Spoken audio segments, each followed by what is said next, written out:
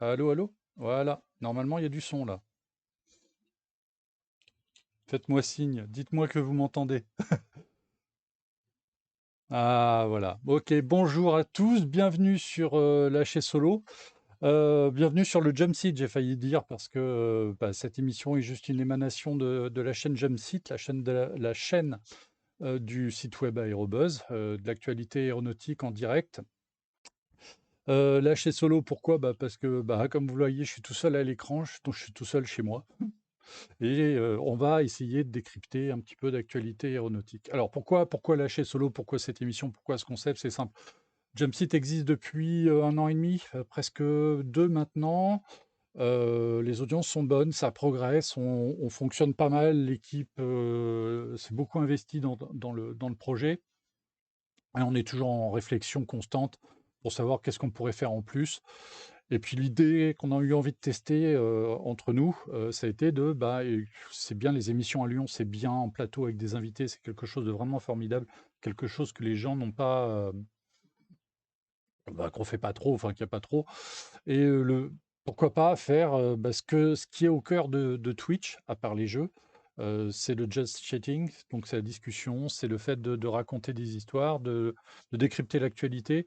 C'est vrai que le fait d'avoir reçu, par exemple, Jean Massier, il y a quelques mois sur le Jump Site à Lyon, ça a été aussi une découverte. C'est un jeune homme, pour ceux qui ne connaissent pas, c'est un des plus grands Twitchers français, un jeune homme qui décrypte l'actualité politique et qui rend, grâce à Twitch, la politique un petit peu plus accessible aux jeunes et à son auditoire. Nous, sur Aérobuzz, on se dit, écoutez, pourquoi pas ne pas parler aussi d'aéronautique en tête à tête, en face à face, comme ça. Euh, c'est l'idée. Donc, comme dès qu'il y a une nouvelle idée, puis il faut des volontaires, j'ai levé la main. Parce que ça me tentait aussi. Et donc voilà, l'idée, c'est de faire mon émission. Alors, je suis Frédéric Marsali, je suis journaliste aéronautique depuis longtemps. Et puis, je suis rédacteur sur Aérobuzz depuis 5 6 ans maintenant. J'écris pour le Fanat de l'aviation, pour piloter. J'ai écrit aussi à une époque pour Infopilote, pour d'autres magazines comme ça. Je suis par ailleurs le rédacteur en chef de l'Aérobibliothèque, un site en ligne qui fait le tour des publications aéronautiques francophones. Et puis voilà, donc les gens, enfin, et puis j'ai aussi mon blog, 0927, pour ceux qui connaîtraient pas, et qui me permet aussi un peu moins ces derniers temps, de parler des sujets qui m'intéressent et des dossiers sur lesquels j'ai envie de travailler. Et c'est vrai que je travaille beaucoup sur les bombardiers d'eau, et comme cette émission-là est un peu une émission pilote, on va rester dans la zone de confort et on va parler de bombardiers d'eau. J'ai même mis le t-shirt qui va bien. Le t-shirt, c'est un clin d'œil à un copain, Captain Tonio Antoine, qui est sous l'eau en train de préparer le Pélican Info et puis le repas de l'Amicale des Pompiers du Ciel. Donc, c'est une occasion comme c'est à son initiative que ce t-shirt a été fait et que j'ai jamais eu l'occasion de le porter. Et ben voilà, donc je suis en raccord avec moi-même et on est sur Lâcher Solo avec un beau t-shirt Tracker. Full Glader qui dit magnifique le t-shirt. Je suis entièrement d'accord. Voilà, alors il y a le chat aussi, donc bienvenue sur le chat. Je vois qu'il y a des noms connus. Bonjour Franck May, bonjour Full Glider. J'ai vu qu'il y avait 0K qui avait fait un petit coucou, un petit hello, bonjour. Donc voilà, le chat c'est simple, hein. Vous avez la possibilité de nous envoyer quand vous êtes inscrit sur Twitch. Vous avez un compte sur Twitch, vous pouvez envoyer des messages, réagir, poser des questions, faire des remarques sur ce qui se passe. Et on a bien vu au départ de l'émission, j'avais pas de son. Heureusement que Franck May sur le chat m'a dit hop, il n'y a pas de son. Ah, il y avait peut-être un petit truc à branchouiller. Voilà, donc voilà. Et on va discuter. Alors, vous avez vu un peu les thématiques de l'émission. On va discuter un petit peu bombardier d'eau. Il n'y aura pas que ça. J'espère qu'au fur et à mesure des émissions, puisque le but du jeu, ça va être de rendre cette émission, ce rendez-vous régulier, hebdomadaire peut-être, tous les 15 jours, je ne sais pas encore, on va voir en fonction de comment on va s'organiser. Donc on va parler bombardier d'eau, mais avec moi, mais pas seulement. Le but de l'émission, là, chez Solo, ça va être de donner un espace de liberté aux journalistes d'Aérobuzz. Quand on est sur le plateau, on a un invité, c'est lui la vedette. Mais de temps en temps, on a envie aussi de donner nos éclairages. On est quelques-uns à la rédaction. on se complète bien parce qu'on n'a pas tous les mêmes centres d'intérêt, l'aviation militaire, les ULM d'un côté, les bombardiers d'eau, l'aviation légère, les avions de ligne, tout ce qui est ingénieur, technique. Donc on a chacun nos spécialités et on pense que c'est assez cohérent de temps en temps de décrypter selon nos critères à nous, les actualités qui nous ont touchés dans les semaines passées, voire la semaine, précédente, voire même peut-être revenir sur les articles qu'on a nous-mêmes écrits, les brèves, pour aller un tout petit peu plus loin, pour donner aussi un point de vue plus personnel, ce qu'on s'autorise pas toujours dans les brèves ou dans les articles parce qu'on est des journalistes, il faut une certaine objectivité. Mais ça n'empêche pas d'avoir un ressenti. Donc là, sur Twitch, on pourra peut-être apporter quelque chose de plus personnel dans le décryptage de l'info. Je lance le concept parce que j'étais prêt, parce que j'avais envie aussi. Donc le vendredi soir, visiblement, j'ai des confrères. Alors je vais pas balancer, mais ils sont pas encore prêts, mais ils seraient intéressés pour faire ça en début de semaine, peut-être le matin. Donc, on pourrait avoir des rendez-vous comme ça régulièrement sur la semaine, sur Jumpseat, sur des décryptages des uns et des autres. Et en fonction des intervenants, bah, vous aurez un décryptage qui sera différent, des histoires qui seront différentes, une approche qui sera différente. Et ça va compléter un petit peu la chaîne finalement, puisque Jumpseat, la chaîne Twitch Jumpseat, est en train de se transformer un petit peu en web TV. Je ne sais pas si c'était l'objectif à la base, mais c'est un petit peu ce qu'on est en train de faire. Voilà, ça c'est le concept. On verra, ça évolutif, même le titre lâché solo, quand je serai depuis 2 ans toutes les semaines devant vous, je pense que je serai plus lâché. Alors est-ce que PPL solo, je ne sais pas, il faudrait qu'on trouve des titres. D'ailleurs, si vous avez des idées de titres, on est toujours partant. Moi, j'avais suggéré juste après la sieste. En fait, là, c'est juste après les courses, mais je ne sais pas si c'est très pertinent comme titre. Voilà. Bah, écoutez, on va peut-être attaquer les choses sérieuses. Si vous, alors, voilà, si vous avez des réactions, le chat, je l'ai devant moi, donc je vous lis. Et n'hésitez pas à poser des questions. On va attaquer par un petit truc un peu sympa qui s'est déroulé, qui est en cours actuellement au Bourget. Alors, attention, c'est la première fois que j'utilise ces outils. Donc, de temps en temps, ça peut planter, hein, je vous préviens. Voilà. Full Glider, j'en ai des idées de titres, mais je ne suis pas sûr qu'elles ne plaisent. Franck, ben après lâcher solo sera monopilote. Et quand tu expliqueras au suivant comment ça marche, ça deviendra l'édito de l'instru. Voilà un concept. Merci Franck. Bah écoutez, allez-y. Moi j'en avais d'autres, hein. Il y avait des idées. On vous mettra la liste. Alors, j'ai pas prévu j'ai tous mes papiers, j'ai toutes mes anti-sèches autour. Et comme je suis assez. Enfin, il y a un exercice de division de l'attention qui est assez intéressante quand on fait du direct comme ça. Et donc, j'ai plus en tête les titres, mais il y en avait des très drôles. On a un nouvel abonné, B777 Juju. Bienvenue à bord, merci. Et donc, on va attaquer le corps de l'émission avec un premier sujet. Hop. Alors, attendez, regardez. Hop. Magique, ça a marché. Fabuleux. Bon, donc voilà. J'ai été invité il y a quelque temps à l'inauguration d'une nouvelle exposition temporaire qui se déroule au musée de l'Air du Bourget, le musée que vous connaissez tous bien. Donc, c'est une, une exposition temporaire qui a pour titre Les années folles de l'aviation, qui porte sur la modernité de l'aéronautique dans les années 1919-1939. Donc c'est une exposition qui a été inaugurée le 24 octobre et qui est accessible au public jusqu'au 3 mars prochain. Et ayant eu la chance et le privilège de la visiter en avant-première, avec très peu de personnes autour des objets, etc. Donc j'ai pu regarder un petit peu. Je vais vous faire pendant quelques minutes pas un résumé de l'exposition, je ne vais pas vous la raconter non plus, mais je vais vous montrer quelques pièces qui m'ont touché, qui m'intéressent et sur lesquelles on va pouvoir discuter un petit peu. Euh, Bonjour Antoine Pierre, on a retrouvé Rasputin. Oui, alors, c'est un grand débat dans la rédaction. Faut-il faire aussi des expériences capillaires quand on est sur Twitch? Vous avez 2 heures. Allez, écoute, alors je vais voir si ça marche comme ça. Non? Alors, et comme ça? Non. Alors, attendez, je vais voir parce que j'avais prévu que ça fasse un diaporama et là, j'ai... Ah, ah, voilà. Alors, je suis allé trop loin. Oh là. C'est compliqué à gérer. Alors, attendez, je vais revenir en arrière. Je fais une transition. Ne quittez pas. Hop. Un peu compliqué parce que là, les ordinateurs sont très occupés et afficher tout ça, c'est... Là, je suis en train de perdre la main sur les images. C'est un petit peu compliqué. Euh, Voilà, voilà, voilà. Alors attendez, on va commencer par ça. Voilà, voilà. Alors affichage, plein écran. Voilà, et je vous le repasse. Bon, voilà.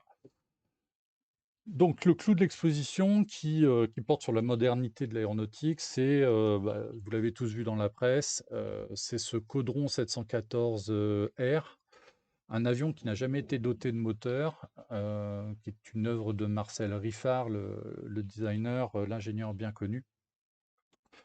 Alors, c'est un appareil qui a jamais volé, mais comme on le constate là, il a des formes absolument exceptionnelles, qui rappellent évidemment les caudrons Rafale qu'il avait dessinés auparavant avec Caudron Renault. Et c'est le clou de l'exposition. Alors, c'est un avion qui avait été conçu à la toute fin des années 30, qui a été caché pendant la Seconde Guerre mondiale, qui a été retrouvé après, et qui a été conservé dans son jus. Donc, l'aspect un peu marqué de l'appareil, c'est parce qu'il a jamais été restauré. Il est vraiment dans son jus d'origine. Donc quand on rentre dans la première salle d'exposition, puisque l'exposition est au musée de l'Air, elle se déroule en deux scènes. Il y a une première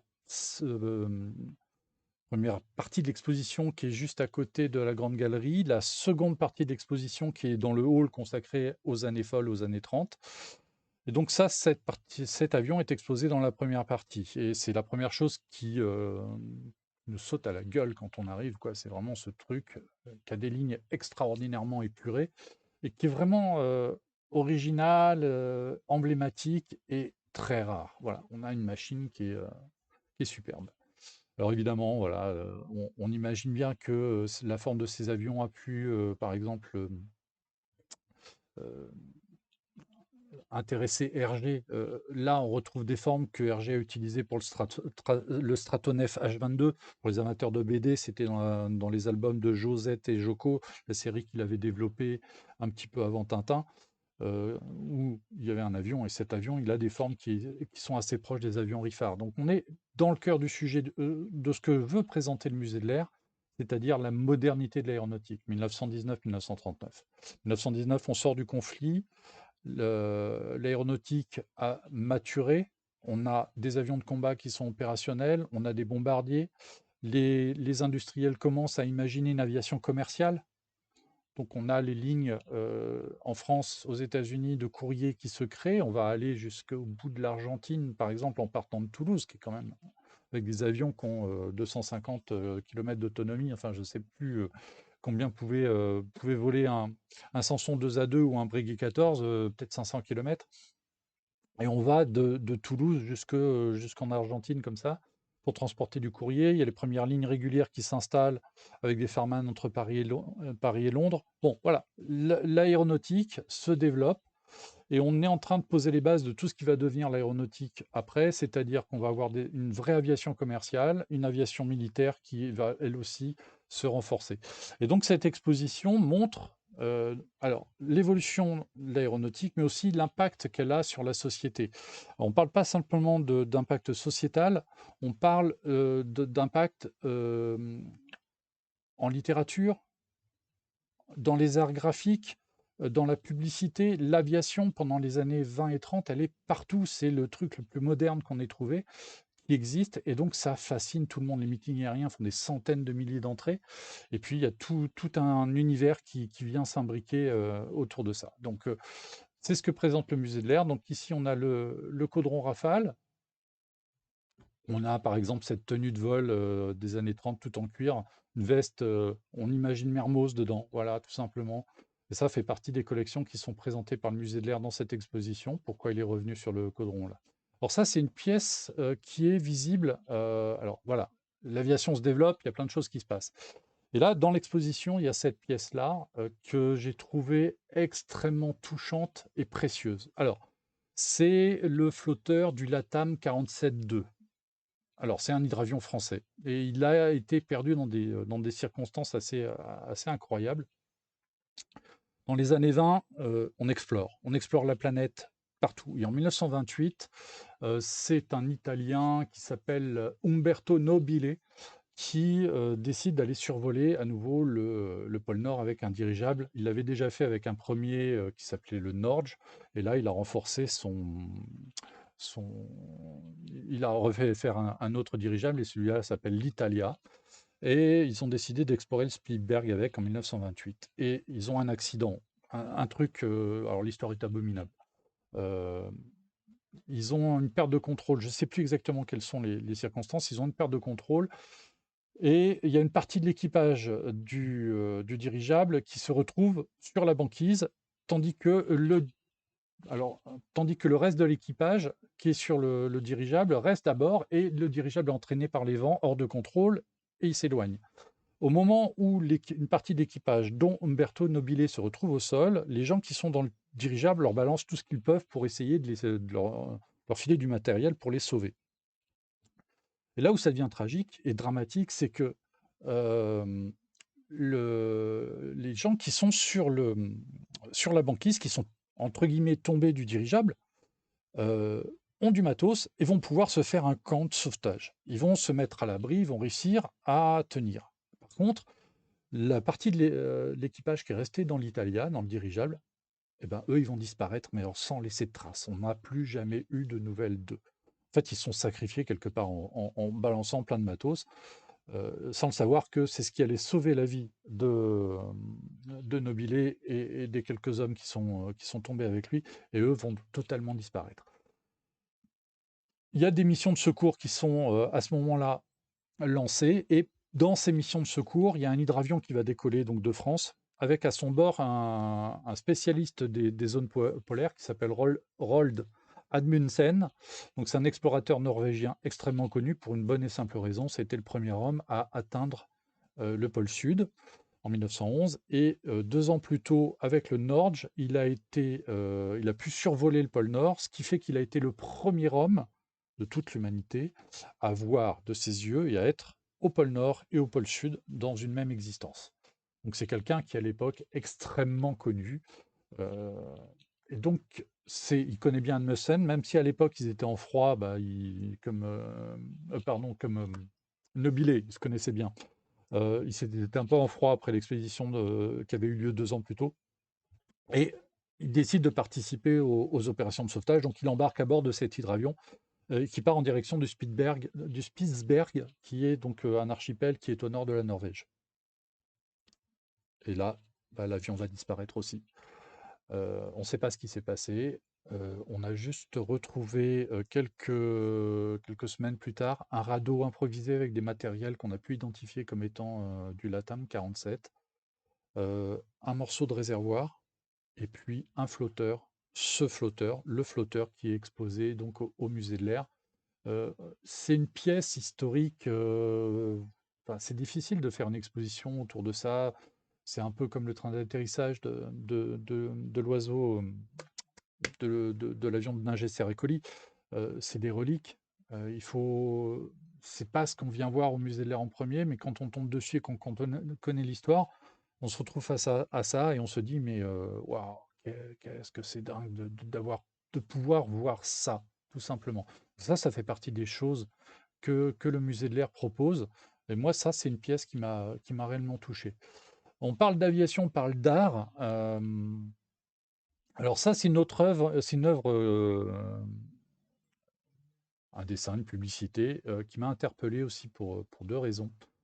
Déjà, il y a le slogan: «Le temps est de l'argent, les ailes font gagner du temps». Aujourd'hui, l'aviation d'affaires, elle est relativement, critiquée, mais à l'époque, ça allait de soi que, les dirigeants d'entreprise allaient prendre l'avion pour aller d'un point à un autre parce que, bah, les trains, si vous vouliez faire Vannes-Toulon, c'était plus d'une journée de train, tout simplement. Donc, même si les avions étaient lents, ben, Vannes-Toulon, c'était possible en direct. En voiture, on n'en parle même pas. En calèche, c'était peut-être l'enfer. Donc voilà, la création de l'aviation se fait aussi grâce à l'aviation d'affaires à l'époque, et ça marque les gens, et les gens ne se posent pas de question de savoir si c'est les ultra riches qui prennent l'avion ou pas. Ça, c'est un autre problème. Comme dit Full Glider sur le chat, No plane, no gain, c'est le slogan de l'aviation d'affaires aux USA, et c'est leur raison d'être. Voilà. Euh, Franck May qui revient sur l'histoire de l'Italia. Ah non, a priori, c'est une erreur de pilotage. Il est monté trop haut, dilatation de l'hydrogène, échappement, et du coup, quand ils sont redescendus, ils n'avaient plus assez de portance pour éviter le crash. Oui, et puis ils ont bondi. Il y a une partie du dirigeable qui est repartie dans les airs avec des hommes qu'on n'a jamais retrouvés. Et on n'a jamais retrouvé non plus le corps d'Amundsen. Voilà. Ni des pilotes qui étaient avec lui, ils étaient 4 ou 5 à bord, hein, 4 ou 5 aviateurs français. Donc voilà, et alors cette toile, alors graphiquement, je suis pas très fan, voilà, soyons clairs. Par contre, elle est signée Georges Villa. Georges Villa, il a eu une vie un peu exceptionnelle. Georges Villa, pendant la Première Guerre mondiale, était pilote de combat et il a rédigé ses mémoires. Il a noté des petits carnets et ces petits carnets. Alors, je vais juste essayer de faire une manip parce que c'est un peu compliqué avec un ordinateur qui rame là. Toc. Je vous remettrai le tableau tout à l'heure. Ouais, là, c'est vraiment très lent. Je ne sais pas ce qui se passe. Alors, Georges Villa, pilote de chasse, mais à la base, c'est un artiste, c'est un dessinateur. Et, euh, et voilà. Excusez-moi, un petit instant, petite manip à faire. Ouais, c'est un petit peu compliqué. Voilà, je vous mets le lien. Il avait rédigé pendant la Première Guerre mondiale, il avait rédigé ses mémoires, et ses mémoires ont été publiées il y a quelque temps. Elles ont été récompensées par l'Aéroclub de France dans le cadre de leur prix littéraire. Et je vous ai mis le lien de la chronique qu'on a fait sur l'aérobibliothèque sur ce livre. Ceux qui l'ont eu entre les mains l'ont trouvé très intéressant. Donc Georges Villa est un artiste, pilote, donc très impliqué dans l'aéronautique. Il a fait beaucoup de travaux et de dessins sur l'aéronautique. Hop. Et surtout, et c'est pour ça que je tenais à vous le montrer, Georges Villa a été en 1920, je crois, le premier peintre de l'air. C'est-à-dire que l'armée de l'air l'a officialisé en tant que représentant artistique, comme peintre embarqué. Il a été accrédité quelque part pour faire des œuvres aéronautiques. Et donc, en fait, ce qui s'est passé, c'est que quelques jours avant l'exposition, j'étais à l'Aéroclub de France pour la remise des prix littéraires. Et on a parlé de Georges Villa. Et quelques jours plus tard, donc, je suis au musée de l'air et je tombe sur une œuvre de Villa que je ne connaissais pas et que je découvert. Voilà, donc ça faisait partie des bonnes surprises. Alors, je vais voir si j'arrive à partir sur la photo suivante. On va accélérer un petit peu. Allez, s'il te plaît, petit PC, donne-moi la main. Je suis pas très fan, ouais, effectivement, je mâche pas mes mots, je suis pas très fan de ces dessins. Heu, pour une bonne et simple raison, c'est que le style me plaît pas, voilà, mais c'est pas quelque chose de gravissime. Par contre, le personnage Villa m'intéresse beaucoup plus. On reparlera juste après d'œuvres. La pièce, oh bah, vous voyez mon écran, voilà, je me suis un peu raté. Allez, on met ça en plein écran. Voilà, ça je pense que c'est une des pièces exposées qui m'a le plus touché. C'est un carnet de vol. C'est un carnet de vol, mais c'est pas n'importe quel carnet de vol. C'est le premier carnet de vol civil d'un certain Jean Mermoz. Voilà. Jean Mermoz a été formé par les militaires.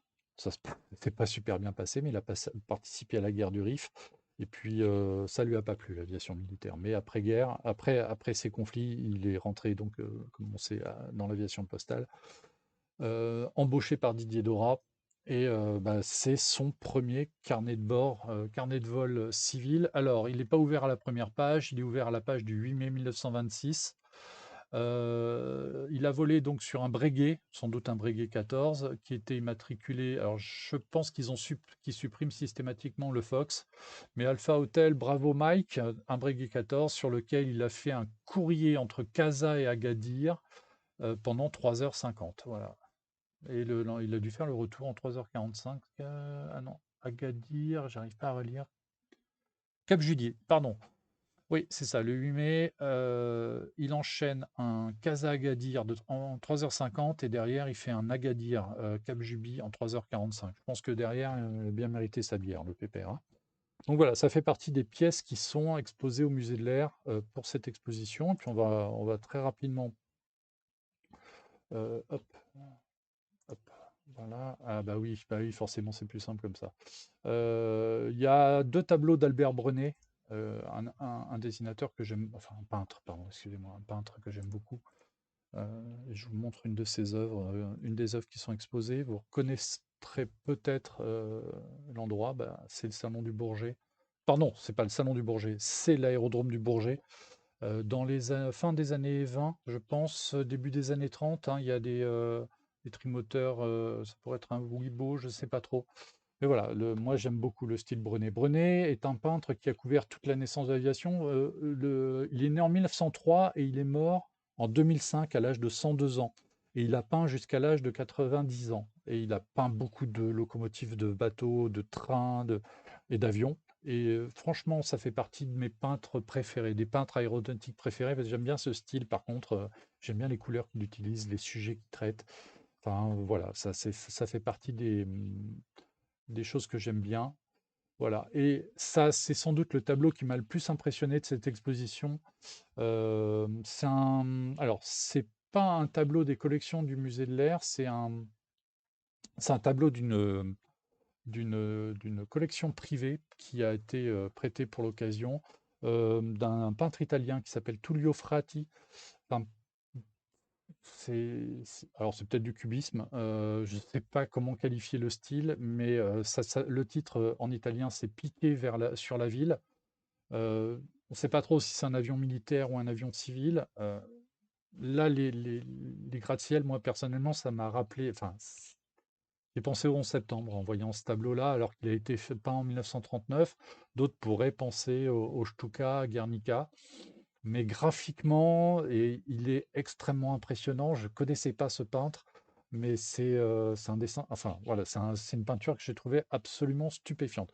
Voilà, ça fait partie des choses que vous pouvez voir donc jusqu'au mois de mars au musée de l'Air. Il y a d'autres choses, il y a des jouets, il y a du mobilier aéronautique. C'est vraiment une exposition très riche.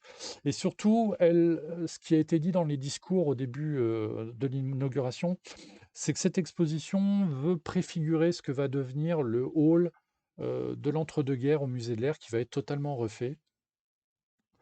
Euh, les avions vont être réexposés différemment, visiblement, et je pense que l'ensemble de l'exposition va être euh, renforcé par tous ces éléments de décor, d'uniformes, de jouets, etc. Et ça va agrémenter la visite. Pour ceux qui se souviennent, il y a très très longtemps au musée de l'Air, quand on allait dans le hall de la Seconde Guerre mondiale, par exemple, il y avait les tableaux de Paul Langelet qui montrait des scènes de combat. Donc on avait un Spitfire, et puis juste à côté, on avait le dessin de Klosterman combattant la JG-26 de Saint-Omer. Et tout ça donnait une ambiance au musée de l'Air qui était sympa. Alors le hall de la Seconde Guerre mondiale a complètement changé, et puis pour des raisons purement techniques, on ne va pas pouvoir y exposer des toiles, mais dans les autres halls, je pense qu'ils vont gagner à être renforcés par des éléments de décor pertinents et esthétiquement sympathiques. Et franchement, cette exposition-là, euh, j'ai beaucoup aimé. Elle raconte une vraie histoire, celle de l'évolution de l'aéronautique dans l'entre-deux-guerres, donc de la conquête du ciel, de la conquête de la terre grâce aux avions. Puis elle se termine sur une note qui est sur deux notes. Il y a un net DC-3 qui dit bah voilà, la modernité de l'aviation, elle est là, et le DC-3 l'incarne vraiment. Et puis il y a le tableau de Pablo Picasso, Guernica, une version monochrome, enfin bichrome, qui explique aussi que l'aviation a évolué et que en 39, bah, on sait très bien ce qui va enchaîner comme période pour l'aéronautique. Et c'est ce que raconte vraiment cette exposition-là, qui est extrêmement bien pensée. Franchement, si vous avez dans les 3 mois à venir, si vous voulez aller au musée, vraiment allez-y. Et cette exposition-là, vraiment sympa. Voilà. C'était c'était mon petit coup de cœur, peut-être. En tout cas, j'ai trouvé que c'était une manifestation extrêmement intéressante et qui méritait qu'on en parle. J'ai écrit un article sur le sujet, il n'est pas encore mis en ligne. Je pense qu'il le sera ce week-end. Il y aura tous les détails techniques et tout ce que je viens de raconter là sera aussi rappelé. Donc voilà. On va passer au vif du sujet. Alors, par quoi on commence? On va commencer par le feuilleton en cours. Celui-là, je l'aime bien, ce feuilleton-là. Je le suis avec beaucoup, beaucoup, beaucoup d'intérêt. Allez, je vous le mets. Hop, voilà. Donc, Fabrice Morlon, Fab Morlon, bonjour, bienvenue au chat. Qu'est-ce qu'on a comme réaction? Monsieur Chauve-souris qui me dit qu'il veut voir des trackers. Bah voilà, tiens, il y en a un là. Il y en a un là, un tracker. Alors, si vous regardez bien, là, il y en a un là, mais c'est pas les bonnes couleurs. Moi, je l'aime pas en gris.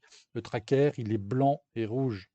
Couleur californienne, couleur française, peu importe. Voilà. Ah, une Transal! Bah oui, un Transal. Et là, la photo, elle n'est pas prise n'importe où. Elle est prise sur le Suncoast Airport, qui est sur la côte orientale australienne.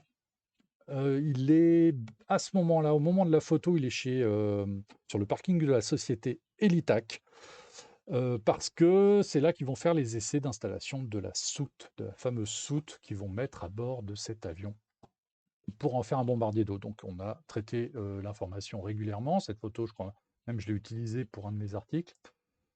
Oh, ça va vite. Voilà, ça c'est une petite photo bonus pour ceux qui aiment bien l'avion. Ça c'est le cockpit de l'avion tel qu'il se présente. Vous voyez, on est quand même sur une avionique pas forcément très moderne. Ceci dit, on a quelques écrans. Donc, c'est des avions qui ont subi une petite modernisation visiblement, enfin, début des années 90 peut-être. Bon voilà. Mais avec ça, ils vont pouvoir faire du feu de forêt. Donc voilà. Et alors, voilà, ça c'est ça qui est intéressant. Et pas si vite, voilà.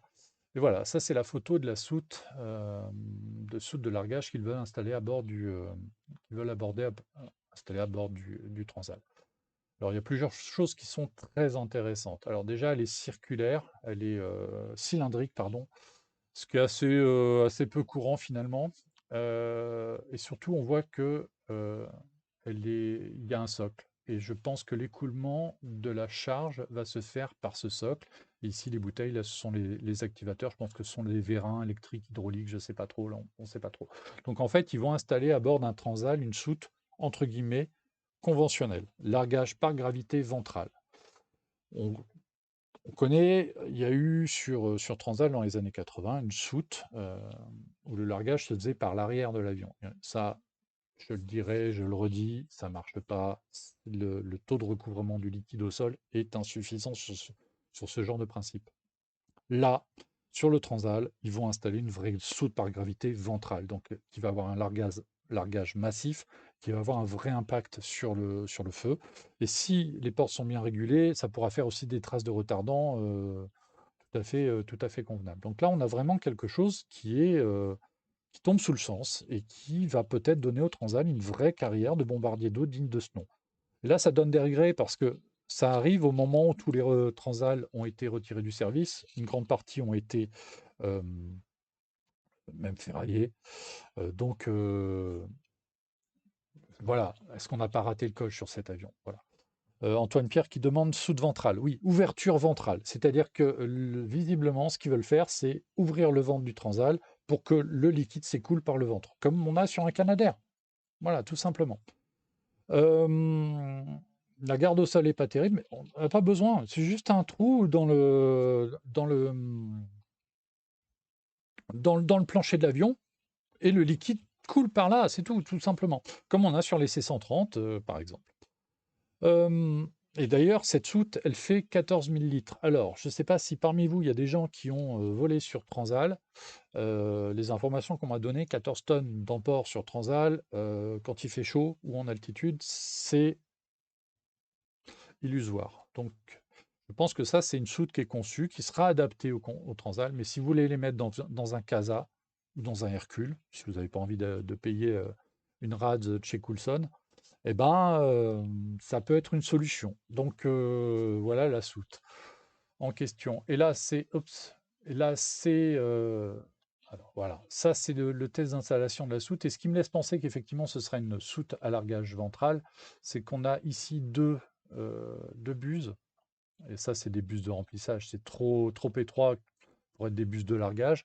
Donc ça veut dire qu'ils vont pas s'embêter pour remplir la soute. Ils abaisseront le plancher là, et puis ils brancheront 2 tuyaux, et puis ils roulent ma poule. Euh, voilà, ce sera du remplissage comme ça, retardant ou haut, et voilà.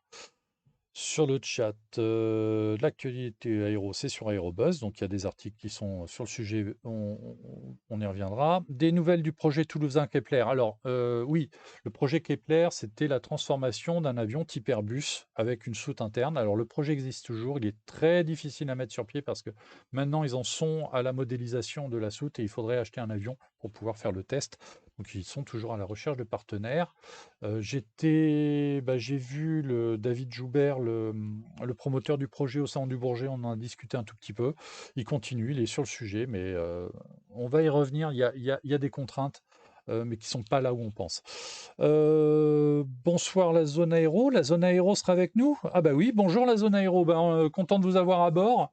Et puis, je vous fais un petit coucou et puis une petite pub pour votre émission de mercredi prochain. Vous allez recevoir Jean-Marc Mathéo, ancien de la patrouille de France, mais surtout commandant de bord de Canadair à la sécurité civile. Donc je pense que je serai devant mon écran mercredi soir pour cette émission qui sera très intéressante, je n'en doute pas. Donc pour en revenir au Transal, donc voilà, on a une soute ventrale, pardon, une soute à largage ventral conventionnelle à gravité.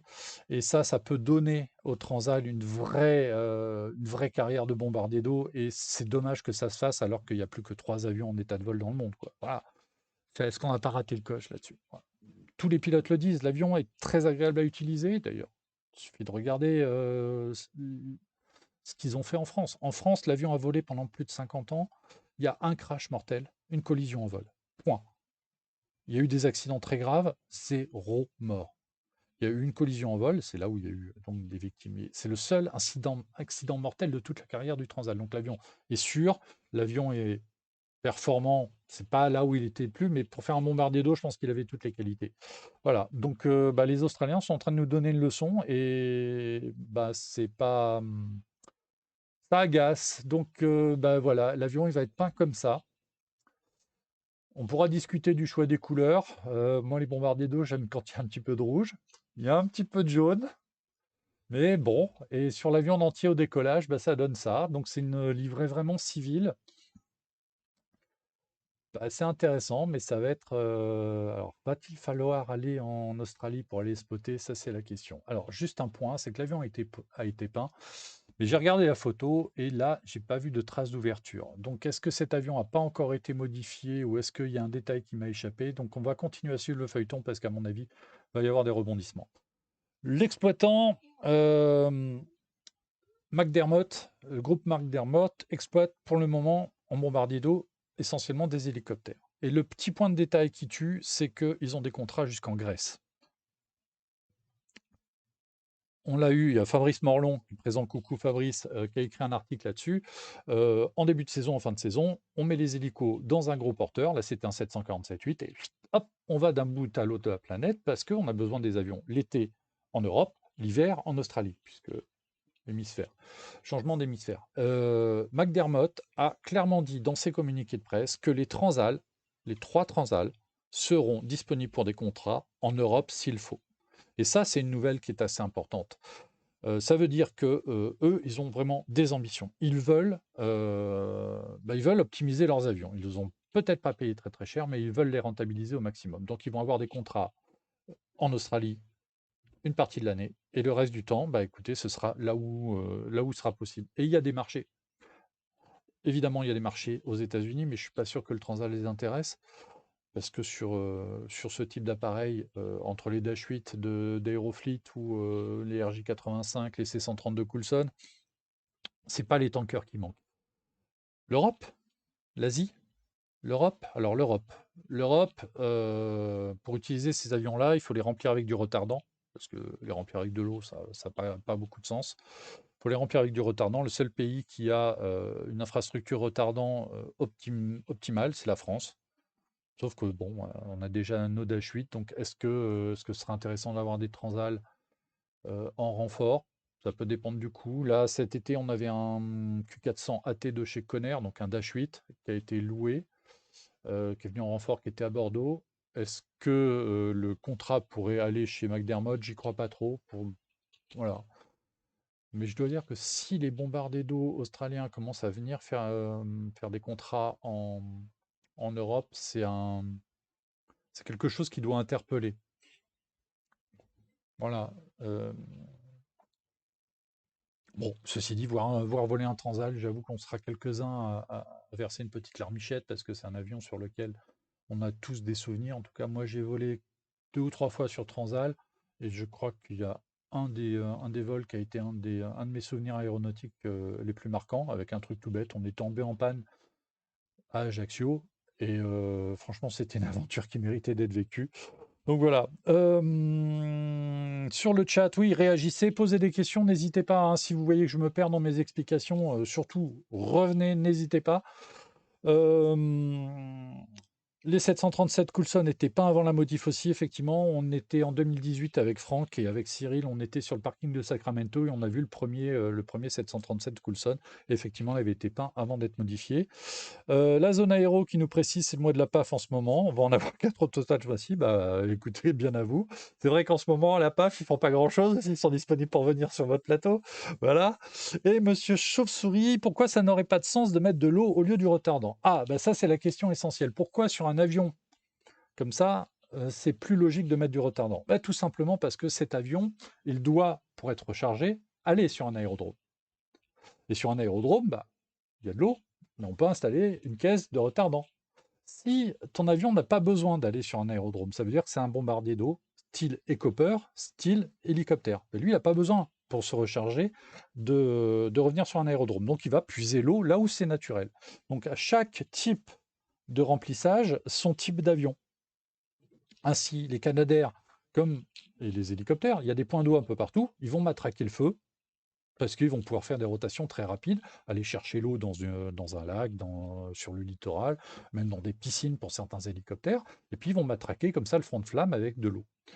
Et d'un autre côté, comme les avions terrestres, eux, doivent revenir sur un aérodrome, eh ben, autant que l'aérodrome soit équipé de réserves de retardant, parce que le retardant est beaucoup plus efficace que l'eau, mais ne s'utilise pas de la même manière. Et on va avoir les écopeurs d'un côté qui vont matraquer à l'eau, et on va avoir les tankers qui vont établir des barrières de retardant de l'autre côté du feu. Et donc les deux modes opératoires vont se compléter. Et là, on va avoir une défense face au feu qui est optimale. Et c'est la défense qu'on a en France. Donc, remplir un avion qui a besoin de se poser sur un aéroport avec de l'eau, ça veut dire que on n'a pas d'infrastructure pour utiliser du retardant. Donc pourquoi acheter un tanker? Dans ces cas-là, acheter des hélicoptères, acheter des Canadair, acheter des Fireboss, acheter des appareils Hecopter. Moi, ma vision du job, c'est qu'il y a deux modes d'action. Le mode d'action des Hecopter et le mode d'action des tankers. Et les deux se complètent et ne sont pas en rivalité. Quand la France achète des Dash 8, c'est pour une mission qui est sensiblement différente de celle des Canadair. Et c'est pour ça que le Canadair est un sujet en soi. Voilà. Et pour moi, le vrai concurrent du Canadair, c'est l'hélicoptère bombardier d'eau. Parce qu'il travaille de la même manière. Alors, il y a des subtilités techniques, mais globalement, la doctrine, pour moi, elle est comme ça. Voilà. C'est beaucoup moins efficace que l'eau. Le seul intérêt de l'eau, c'est qu'on en trouve partout, il suffit de les coper. Exactement. Voilà. Le retardant étant plus efficace, mais plus cher, on l'utilise vraiment là où il est optimal. Et l'eau, elle est disponible à profusion, on matraque le feu avec, il n'y a pas de problème. Pourquoi ce serait un mauvais signe pour SQE d'avoir des transals en Europe? Ça veut dire que en fait, de toute façon, non, il n'y aura pas de Transal pour SQE, puisque ça, je l'ai entendu de la bouche même des responsables de SQE. Eux ne pensent et ne comptent que sur les écopeurs, parce que les avions et les hélicoptères écopeurs n'ont pas besoin d'infrastructure. Ils ont juste besoin d'un aérodrome, ça on en trouve, et puis ils vont se débrouiller dans la nature pour récupérer de l'eau. La France a pensé à une alors c'est historique, je ne vais pas refaire toute l'histoire, mais on a, nous, la dualité, on a les écopeurs d'un côté, les tankers de l'autre, on s'est équipé de façon à ce que ça puisse marcher, et ça marche très bien. Même si effectivement, en 2022, ça a été merdique, les avions ont travaillé, il y a eu 0 victime sur les feux français en 2022. 80 000 hectares, mais 0 victime. Regardez ce qui s'est passé au Canada, regardez ce qui s'est passé en Grèce cet été. Eux, ils ont été débordés parce que la situation était hors de contrôle chez eux. Mais en France, elle a été sous contrôle et parce qu'on a depuis très longtemps compris qu'on pouvait utiliser les avions de 2 manières différentes. Et ça marche beaucoup mieux. Alors, j'ai vu qu'on avait un nouveau follower, Thaïlise, bien, bienvenue à bord. On est sur Lâcher Solo, une émission de décryptage de l'aéronautique. Je suis Fred Marsali, je suis journaliste pour Aérobuzz. Et un de mes sujets favoris, c'est les bombardiers d'eau. Donc là, on est en plein dans un petit chapitre bombardier d'eau, mais qui n'est pas fini. Fred, pense à boire un coup si tu veux tenir la distance. De l'eau. Alors, regarde, regarde, regarde. Hop, ceci est de l'eau. Et ça fait du bien, tu as raison. Merci, merci Full Glider. Alors, JF Bourg 113, quelle durée de vie pour ces avions d'ancienne génération? Bonne question. Alors, c'est un Transal allemand. Je vais être un petit peu médisant, mais ces avions qui ont servi à rien pendant 40 ans, donc ils ont encore plein de potentiel. Voilà. Je ne sais pas combien d'heures de vol ont les Transal allemands. Je sais qu'ils ont quand même un petit peu vadrouillé à droite à gauche quand même. Je ne sais pas quel est le potentiel restant, mais il faut juste se rendre compte d'une chose, c'est que même s'il vous reste que 10 000 heures de vol de potentiel sur un avion comme ça, un bombardier d'eau, ça vole 250 heures par an. Donc si vous avez 3, 4, 5 000 heures de vol en potentiel restant, ça vous fait quand même quelques saisons. Alors là, s'ils veulent faire des saisons doubles, c'est des saisons à 500 heures de vol par an. C'est pas énorme, hein. Voilà, c'est comme ça. Donc, bah, à voir, durée de vie. Moi, l'inquiétude que j'ai, elle est là-dessus. Ça, c'est des turbines Tyne 22, Tyne 22, Rolls-Royce. Il n'y a que 2 avions qui les utilisent maintenant, hein. Il y a les 3 Transaux australiens et les Breguet Atlantique. Et je crois que la France doit être la dernière à utiliser. Et ça, sur ces avions-là, bah, je ne sais pas. Ça, c'est l'inquiétude. Est-ce qu'il reste des pièces? Je sais que les Transal, les 2 derniers Transal français, les 2 derniers, c'était les 2 Gabriel, ont été retirés du service en plein milieu de la crise d'Ukraine. Alors, c'est des avions espions, donc on en a vraiment besoin. Les derniers vols qu'ils ont faits, c'était sur la Roumanie, en train d'espionner ce qui se passait en Ukraine. Ces 2 avions ont été retirés du service, d'après des sources non officielles, parce qu'il fallait préserver les approvisionnements de pièces pour les Breguet Atlantiques. Parce que bah, les Transal de transport, il y a le successeur qui est la 400M. On est en train de mettre au point les Falcon Archange, Archange, oui, d'écoute électronique. Et est-ce qu'ils ne pourront pas, dans le cadre de leur mise au point, déjà faire des missions opérationnelles? Voilà. Et surtout, bah, il faut maintenir les Breguet Atlantiques en état de vol. Les Breguet Atlantiques, il n'y a pas de successeur, donc ils doivent tenir. Et comme je ne sais pas quel est le soutien technique que le Rolls-Royce fait sur ces turbines-là, bah, la vraie inquiétude, le vrai talon d'Achille de l'appareil, c'est pas la cellule. Je pense que c'est les pièces détachées pour les turbines. Voilà, je ne sais pas trop. Réaction de Franck, question très complexe, ça dépend des avions. Certains ont un temps de vol ou un nombre de cycles max, d'autres volent tant qu'ils passent les examens de navigabilité. Le Transal a un potentiel max. Les Allemands ont beaucoup moins volé que les nôtres. Ouais, voilà. Donc bon, quel est le potentiel? Je ne sais pas. En tout cas, cette boîte a décidé qu'il était suffisant pour investir dans ces 3 avions. Est-ce qu'ils auraient aimé en avoir plus? Peut-être. Est-ce qu'ils vont en avoir 2 opérationnels plus un qui va servir de réserve de pièces de stock? C'est possible aussi. Pour l'instant, il y a 2 avions qui sont arrivés en Australie. Le dernier est encore en Allemagne. Il devrait être convoyé bientôt. Mais est-ce qu'ils vont être tous convertis en bombardiers d'eau? Ou 2 et un qui va rester en stock? Je ne sais pas. Est-ce qu'ils vont venir un peu partout récupérer des pièces? Je ne sais pas. Mais en tout cas, voilà, le feuilleton est en cours. Et pour être honnête, on va le suivre avec beaucoup d'attention parce que c'est un sujet vraiment, moi, qui m'intéresse vraiment beaucoup. Et de toute façon, on est là pour parler des sujets qui m'intéressent. Voilà. Et alors, on continuera à suivre, hein, l'histoire des Transal, mais il y a eu une autre nouvelle qui est arrivée donc sur les téléscripteurs hier, euh, qui est toujours liée au bombardier d'eau. Hop là! Oh, je suis content, ça marche. Oui. Alors voilà, on a parlé, on a reçu On peut pas parler proprement d'avion espion pour les Gabriel. Bah, ils faisaient de l'écoute électronique. Pour moi, ça relève. Oui, c'est du renseignement. Ouais, c'est pas de l'espionnage, c'est du renseignement.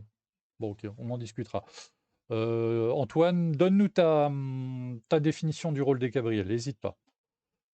Hier, j'ai publié sur Aérobuzz, site d'information aéronautique. Soutenez-nous d'ailleurs en vous abonnant, par exemple, ça nous fait des sous. Parce que là, voilà, vous voyez bien, je suis à l'eau, donc on n'a pas les moyens de se payer de la bière pour les émissions. Donc voilà, une commande qui a été signée à l'AFF d'Athènes. Malheureusement, j'y étais pas pour des raisons strictement personnelles, alors que j'aime bien ces manifestations parce qu'effectivement, on y glane de l'information de première bourre. La société Air Tractor Europe a commandé 31 Fireboss pour l'Europe, puisque c'est son rayon d'action. En fait, Air Tractor Europe, si mes souvenirs sont bons, gère, est le représentant européen d'Air Tractor pour les régions Europe et Moyen-Orient. 31 Fireboss. Le Fireboss, c'est quoi? Alors ça, sur la photo ici, vous avez un AT802F.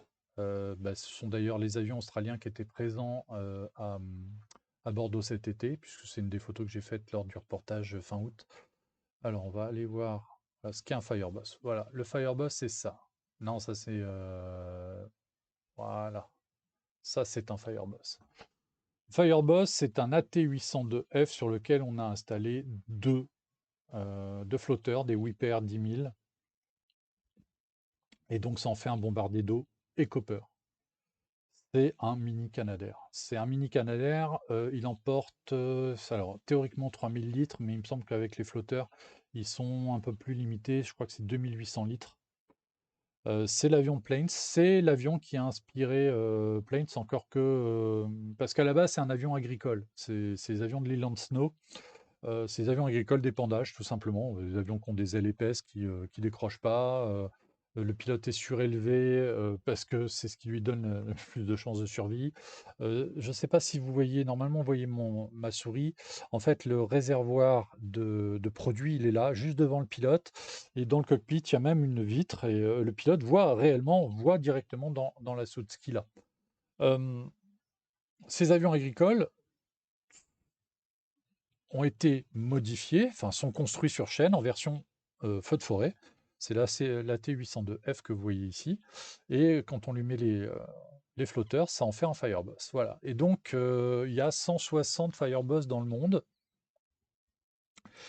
Et Air Tractor Europe, en prévision des contrats qui vont tomber de renfort pour les feux de forêt pour les saisons à venir, a commandé 31 avions de ce type. Et non seulement ils ont commandé 31 avions de ce type, mais ils ont commandé 80 paires de flotteurs. Parce qu'évidemment, tous les AT802F qui existent, en une journée, vous installez les flotteurs, vous avez des Fireboss. Donc les avions qui étaient à Bordeaux cet été, qu'on voit ici, vous voyez, il y a train fixe, eh ben, ils ont été utilisés au Pélécandrome et de la vie des gens qui volaient dessus, avec qui on a discuté, Walter, Benjamin, enfin François, etc., se disaient, mais à Bordeaux, c'est bien, il y a le Pélicandrome, mais le Pélicandrome, il est bien adapté pour le Dash 8. Mais sur des avions comme ça, avec tous les plans d'eau qu'il y a, le fleuve, le littoral, le lac juste à côté de Cazaux, Biscarrosse, pour défendre les Landes, et on l'a vu en 2022 avec les Canadair, il y a des plans d'eau.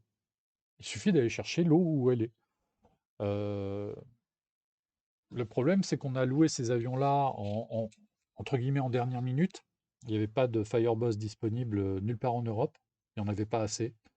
Il y en a en Italie, il y en a en Espagne, il y en a au Monténégro, il y en a en Grèce normalement. Enfin, il y en a en Israël, il y en a en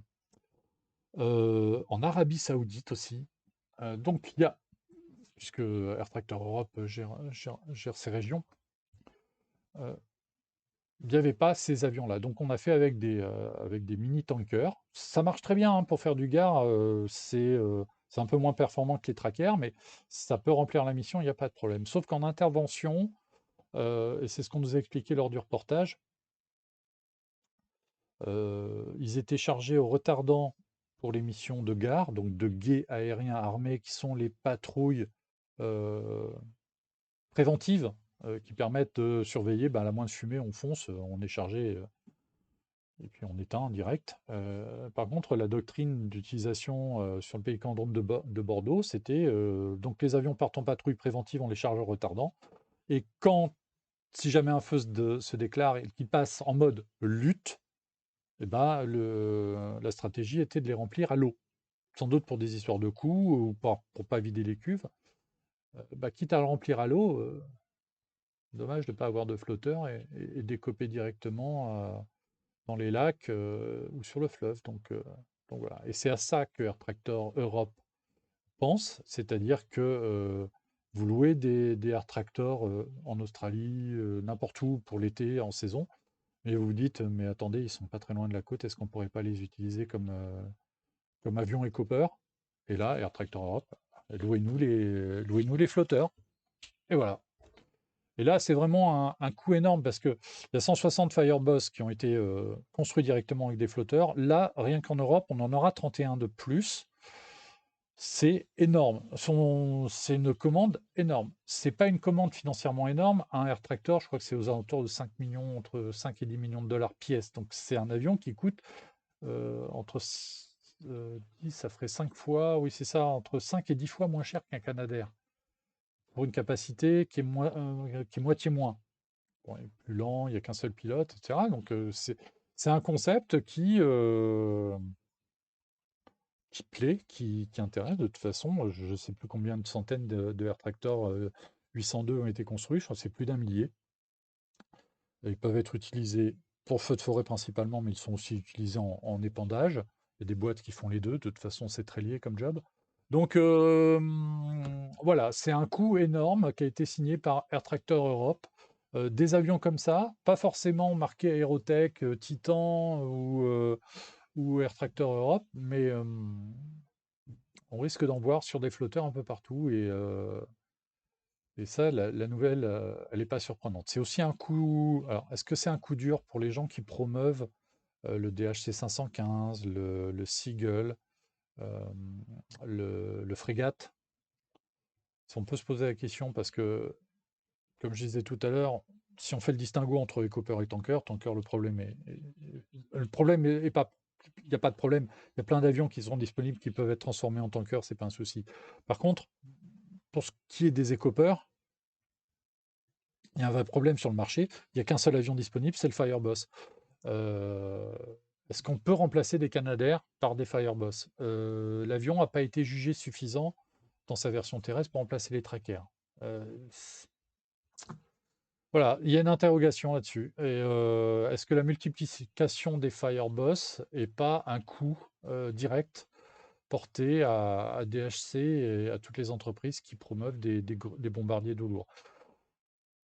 Mon point de vue, c'est qu'un largage de 3000 litres, c'est pas la même. Enfin, pardon. Deux largages de 3000 litres, ça n'est pas la même chose qu'un largage de 6000 litres. Et si on a des avions comme le Frégate ou le Rodford Seagull qui sont annoncés pour 10 000 litres, un largage direct à l'eau de 10 000 litres, c'est une masse d'eau qui assomme réellement le feu, donc il y a un vrai intérêt.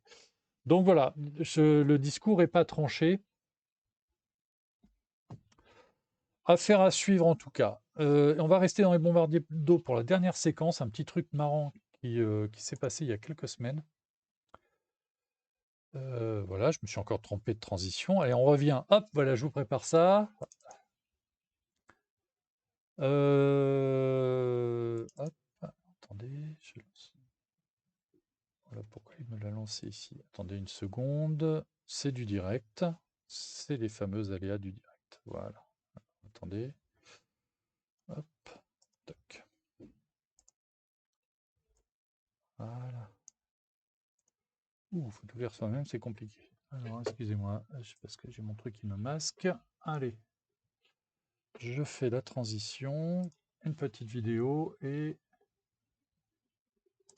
ça, vous avez peut-être vu ça donc, sur les réseaux sociaux il y a quelques jours. Donc, c'est un Canadair CL215 qui a été accidenté sur un lac dans les territoires du Nord-Ouest et la société qui l'exploite, pour le sortir du lac, a eu une idée, pas novatrice parce qu'elle est relativement logique, mais assez, comment dire, spectaculaire. Alors, on voit qu'il a été abîmé, défoncé sur l'avant. Ils sont allés chercher, ils sont allés louer un CH-47 Chinook de la société Billings et ils l'ont accroché dessous et ils ont amené l'avion comme ça en atelier de réparation. Alors, j'ai regardé un petit peu avant l'émission pour préparer le truc. Oh, bonjour pilote Jeff, hein, coucou à toi. Ouais, je sais pas comment je m'en sors. Le débriefing va être saignant. Voilà. Donc, je reviens à la vidéo. Donc, ils ont sorti un Chinook de chez Billings et ils ont accroché le CL215 dessous. Alors, quelques chiffres. Un CL215 à vide, chiffre du Janes, c'est 12 tonnes. Vous avez vu sur la vidéo, ils ont viré les moteurs. Chaque moteur, c'est des Pratt & Whitney 2800. Un moteur fait 900 kg. Donc, si vous enlevez 1800 kg, vous êtes à un petit peu plus de 10 tonnes, sachant qu'un Chinook est donné pour pouvoir lever 12 tonnes. Donc, à 10 tonnes, un peu plus de 10 tonnes, il est confort. Voilà. Donc, ça, c'est l'opération qui a été menée. Alors, ça se passe où? Ça se passe... Alors, attendez, hop, on revient. Ça se passe où? Ça s'est passé dans les territoires du Nord-Ouest. Alors, je ne vais pas vous afficher de carte, j'en ai pas prévu. Dans les territoires du Nord-Ouest, c'est la société Buffalo qui exploitait le CL215. Alors, les volets ont été démontés, c'est l'impression. Il faudra que je regarde les photos. C'est possible qu'ils les ont démontés parce que il faut alléger l'avion le plus possible. Ça, c'est des pièces qui se mettent assez facilement dans la soute d'un hélicoptère ou d'un camion, donc ça, c'est pas un problème.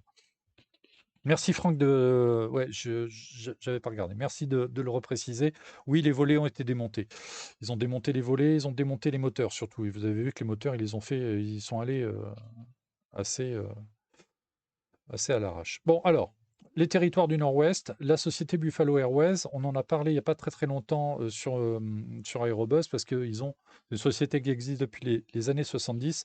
Et en 2023, ils ont passé un cap incroyable. Ils ont acheté un jet. Ils ont acheté leur premier jet. Société qui existe depuis 50 ans.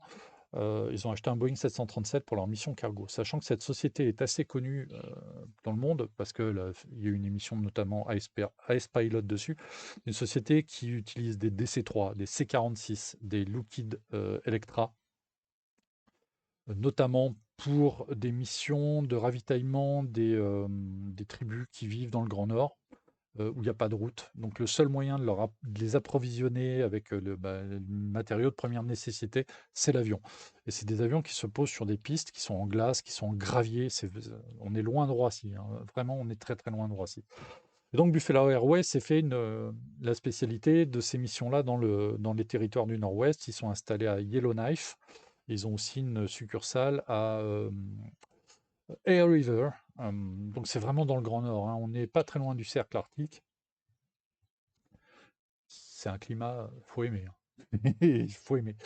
Et donc, ils ont aussi le contrat avec la province pour les feux de forêt. Pour ces missions feux de forêt, ils utilisent donc des CL215, je crois qu'ils en ont 4, et ils utilisent 2 DC-4. 2 DC-4 qu'ils ont achetés chez Aéron Union. Franchement, voir voler un DC-4, ça doit être un kiff total. Voilà, donc ils ont ces avions-là. Ils ont endommagé cet avion sur un lac à l'écopage il y a quelques semaines. Et c'est une ressource précieuse. Les bombardiers d'eau sont des ressources précieuses aujourd'hui. Ils l'ont toujours été.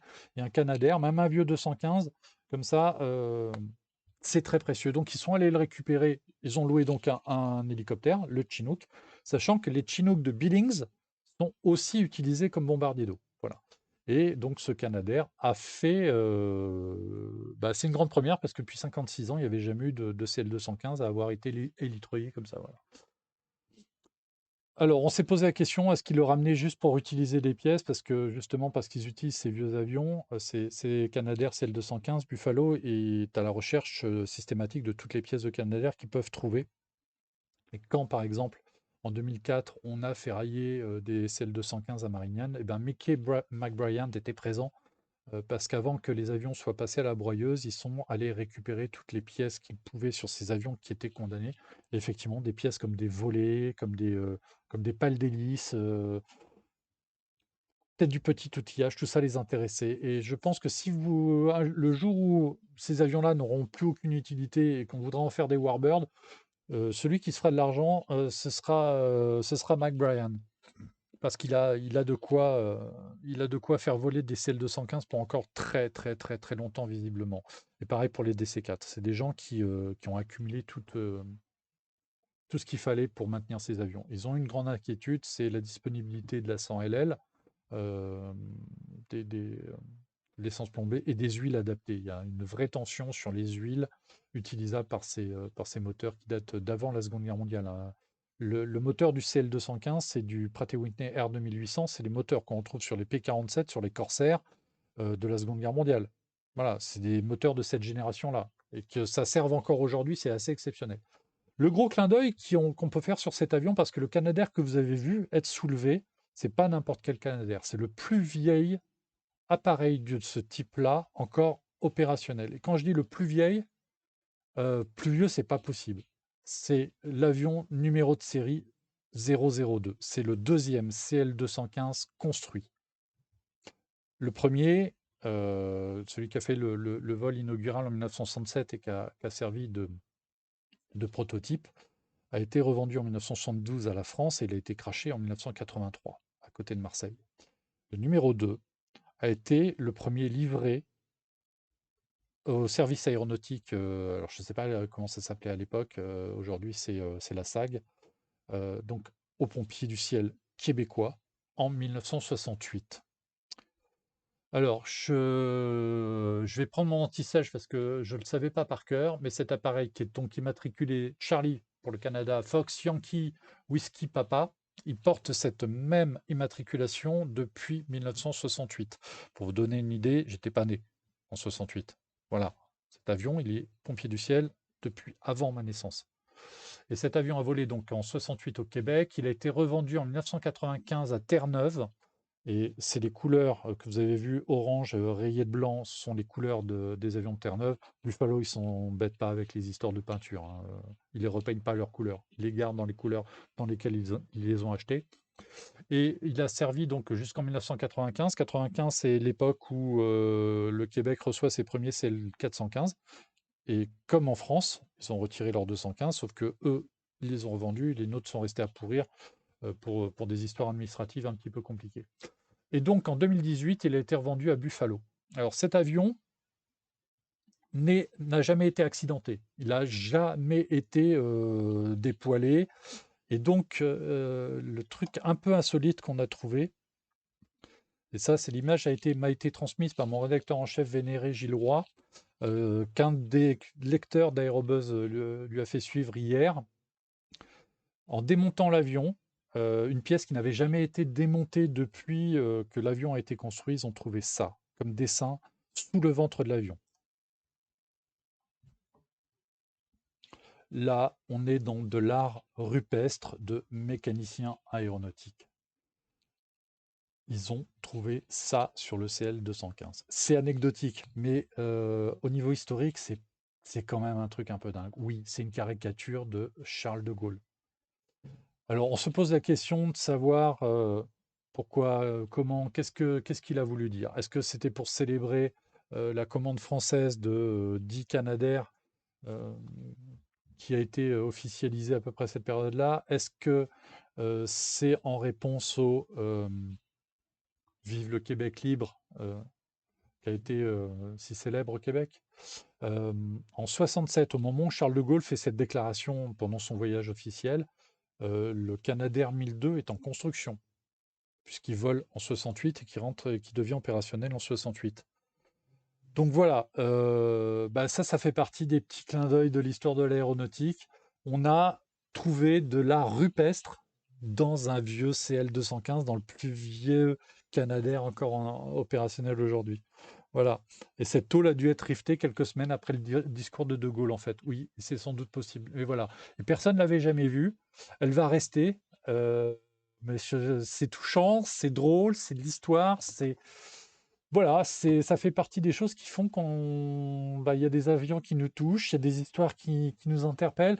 Franchement, là-dessus, j'allais pas faire une brève pour Aérobuzz. Voilà, donc l'état d'esprit de lâcher solo, c'est aussi de vous raconter ces petits dessous qui méritent peut-être pas de faire un article, mais qui méritent qui méritent de raconter parce que c'est des petites histoires sympas. Voilà, c'est de l'archéologie.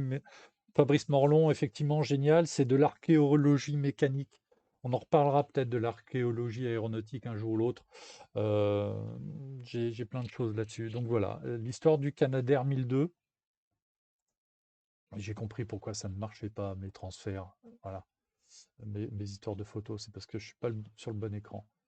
Voilà, donc voilà, ça c'était ce qu'on voulait vous raconter autour du Canadair de chez Buffalo Airways. Donc on a parlé un petit peu de bombardier d'eau et je regarde l'heure, bah, ça fait 1h11 que je suis en train de parler. J'ai pas vu le temps passer, j'espère que c'est pour vous pareil.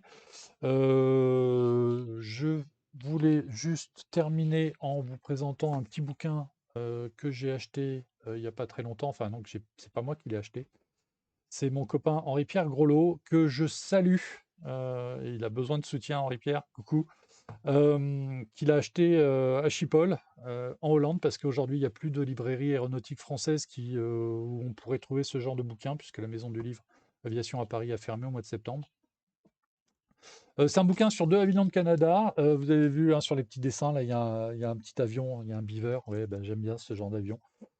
Et c'est un bon petit bouquin qui est fait par chez Key Publishing. Alors, la première réflexion que je me fais, c'est franchement, la couverture rigide, c'était pas obligatoire. Ça alourdit quand même le prix du bouquin de façon sensible. Et puis, pour un bouquin de ce format-là et un peu plus de 100 pages, je ne pense pas que ce soit justifié. Par contre, bah, à l'intérieur, s'il y a de jolies photos, le texte est assez intéressant, il y a des légendes qui sont extrêmement détaillées. Ça passe en revue tous les avions de chez DHC, euh, des Havilland Canada, euh, à l'exception, et ça je ne me l'explique pas, du DHC1, le Chipmunk. Il passe outre directement, ça va du DHC2 Beaver au DHC8-8. Voilà, voilà. Voilà.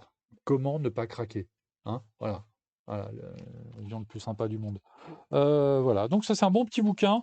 Alors, il est vendu 30 livres sterling au Royaume-Uni, 35,95 $ aux États-Unis, 49,95 $ au Canada, et je ne me souviens plus du tout du prix auquel je l'ai payé auprès de mon camarade, mais c'était une bonne quarantaine d'euros. Voilà. Voilà, voilà, voilà. Ah oui, alors pour Buffalo, utiliser une flotte aussi variée doit rendre les coûts de maintenance élevés. Oui, mais ils font tout eux-mêmes. Ils ont un atelier de maintenance et ils ont les pièces. Et c'est des vieux avions. Et quand ils achètent un vieil avion, ils vont rafler tous les stocks de pièces qu'ils peuvent trouver. Donc, c'est pas évident à maintenir, mais ils le font.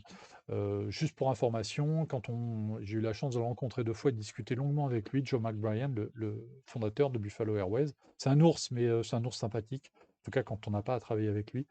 Euh, ce... Ouais, ouais, j'ai des cheveux partout. Euh, Ils utilisent des avions qui ont les mêmes principes de moteur. C'est des moteurs à piston, hein. Quand on sait réparer une mobilette, on sait réparer toutes les mobilettes. Bah, les avions, les moteurs, c'est pas pratiquement pareil. Ils ont des turbines, hein, c'est des T-56 sur leurs Electra. Bah, c'est pour ça qu'ils ont acheté un P-3 Orion comme bombardier d'eau pour leur mission aux États-Unis. Alors, c'est en train de tourner en eau de boudin les Orions aux États-Unis. On y reviendra peut-être dans une autre émission. Ils ont toutes les pièces. Mais c'est surtout, ils utilisent ces avions parce que bah, pour se poser sur une piste en gravier, bah, un DC-3, on n'a jamais rien fait de mieux. Les C-46, c'est un avion qui est devenu extrêmement rare. Ils en ont au moins 2 qui sont toujours opérationnels. C'est des avions qui ont une charge utile qui est supérieure à celle du DC-3 et qui se posent, pareil, sur des pistes improbables au milieu de nulle part, dans des conditions météo, mais absolument incroyables. Et c'est des avions qui ont été construits avec des tolérances physiques euh, bien supérieures aux avions qu'on a aujourd'hui, qui sont, eux, par contre, optimisés pour leur mission. Un Airbus A320, il est conçu pour la mission pour laquelle il est fait. Les DC-3, au moment où ils sont dessinés, ils ont aucune idée de ils les ont fait comme ils savent les faire et donc c'est des locomotives volantes, c'est des trucs pour les casser, il faut le faire exprès. Voilà, ils ont pas de limite de potentiel, tant qu'on a des pièces, ça marche, c'est pour ça qu'ils continuent à utiliser ces avions-là. Alors comme ils sont rares, ils peuvent pas avoir une flotte, monotype. Je pense que si on demandait à Joe, il aurait que des DC-3, mais des missions pour lesquelles il faut un peu plus de charge. Pour les missions feu de forêt, il n'y a pas de DC-3, il n'a jamais été très bon dans cette mission-là. Par contre, ils ont des DC-4 qui sont top. Un DC-4, c'est quoi? C'est un DC-3 avec 2 moteurs en plus, hein. Donc voilà, tout ça revient d'une logique qui est pas forcément une logique économique, mais qui est une logique opérationnelle. Et économiquement, Buffalo, je ne sais pas s'ils vont bien économiquement, mais ils n'ont pas l'air d'aller mal, puisqu'ils continuent à acheter des machines et à se développer. Ils louent des Chinooks pour récupérer des Canadair. On verra. Côté marge, en plus, le C-46 était prévu pour être pressurisé, mais ne l'a jamais été. Donc effectivement, il a une cellule qui est costaud, qui peut encaisser. JF Bourg, exact, il me semble également que les pilotes de Buffalo n'ont pas d'uniforme. Un bleu de travail suffit, une combinaison de vol, ouais. Ça en dit long sur la philosophie de Baroudeur. Oui, oui, il y a des gens, ils vont faire une saison avec eux, puis ils claquent la porte, hein, parce que le climat est dur. Joe est pas un mec forcément facile, visiblement, mais il fait tourner sa barque comme il faut. Et ouais, j'avoue que j'adorerais aller en reportage là-bas, mais vraiment en reportage, hein, même si je devais être un jeune pilote. Fabrice Morlon, toi qui cherches du boulot, tu peux toujours aller taper à la porte de Joe, mais tu vas voir, c'est pas quelqu'un de facile. Il me semble que tu commences comme pistard, même si tu es qualifié pilote. Et pistard à Yellowknife en plein hiver, euh, c'est un boulot de Yeti, ça. Voilà. Donc oui, oui, c'est une société, c'est une boîte qui est très particulière, qui est assez attachante finalement par son matériel, par son vécu, par son histoire, par ce qu'elle fait. Mais est-ce que c'est un bon job? Ça, je ne m'avancerai pas sur ce terrain. Voilà. Écoutez, voilà. On a fait une heure et quart. Je pense que c'est pas mal. On va terminer l'émission. Alors, bon, alors quelques messages de service. Si vous avez beaucoup de sous, vous pouvez devenir sponsor de Lâcher Solo ou tout ça. Donc, vous contactez Gilles, vous lui faites un gros chèque et on sera très heureux pour continuer à nos émissions sur Jumpseat, hein. Faut surtout pas hésiter. Sinon, alors, si vous êtes, comme nous tous, juste spectateurs, vous avez apprécié nos émissions, surtout, retrouvez-nous sur YouTube pour les replays. N'hésitez pas à liker, à partager, à faire connaître notre travail parce que ça nous aide vraiment. Ça nous donne une visibilité, ce qui va nous permettre de continuer à développer la chaîne. Donc, on a vraiment besoin de vous pour ça. Puis, bon, pour l'ego, ça fait du bien. Donc, vous nous retrouvez donc les émissions en direct sur Twitch, les replays sur YouTube.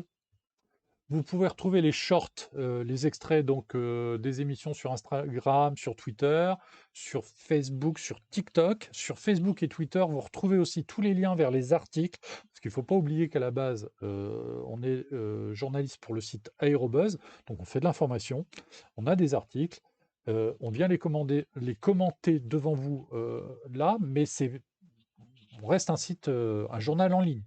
Donc, il faut suivre aussi le journal puisqu'on va y faire référence très régulièrement. Donc, vous pouvez aussi vous abonner à Aérobuzz, qui nous permet de continuer notre travail. Vous pouvez relayer nos articles, faire tout ce que vous pouvez pour nous aider. On est preneur de vos retours aussi. N'hésitez pas à nous faire des courriers pour dire ce que vous avez pensé des émissions. Alors là, franchement, moi j'ai zéro ego à ce niveau-là. Je demande qu'à progresser, il n'y a pas de problème.